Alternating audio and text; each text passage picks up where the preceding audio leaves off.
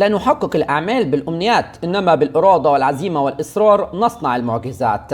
النشامة قادرون على تخطي الصعاب والتأهل للمونديال. السلام عليكم ورحمة الله. باختصار شديد للغاية، منتخب النشامة في مواجهة منتخب أوزبكستان في نهاية المعسكر بالدوحة. المنتخب الأردني استفاد قوي من المعسكر، بتقابل منتخب دلوقتي قيمته التسويقية 47 مليون يورو، وانت قيمتك التسويقية 14 مليون يورو. غياب المحترفين من الطرفين، معسكر له فوائد، والماتش ده تحديدا فوائده كتير قوي عن ماتشين زينت الروسي من وجهة نظر الشخصية. تقول لي ايه الاستفاده؟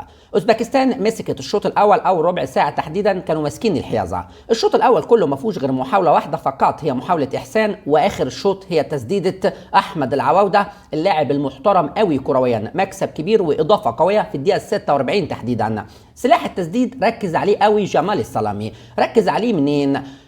كل وصول المنتخب الأردني بين الثلاث خشبات كان عبارة عن 3 محاولات. 46 تصويبة أحمد العواودة، 74 خالد زكريا بيرقص، ده معلم برنس وسط الميدان بيرقص ويعدي، وتصويبة في الدقيقة 54 تحديدا.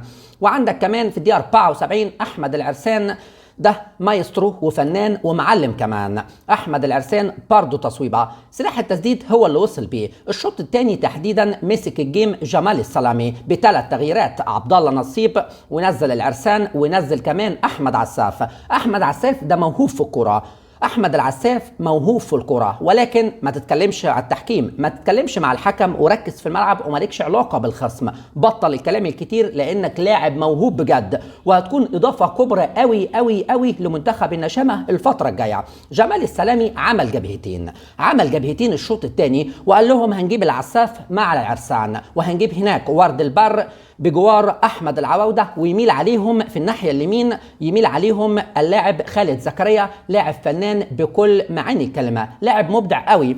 العواوده من وجهه نظر الشخصيه في الاستلام والدوران والتمرير ممتاز فوق الخيال. حتى اللاعب اللي نزل بكر كالبونا اللاعب الاحتياطي لاعب مهم جدا كمان، ولاعب خامه كويسه. عناصر كتيره قوي كويسه، خالد زكريا كويس، محمد الناصر كويس، احمد عساف، ورد البري، غيرهم كتير. من وجهة نظر الشخصية معسكر فيه أسماء هنسمع صوتها الفترة الجاية، ونسمع اسمها كتير قوي قوي قوي كمان. أسماء مهمة جدا للكرة الأردنية.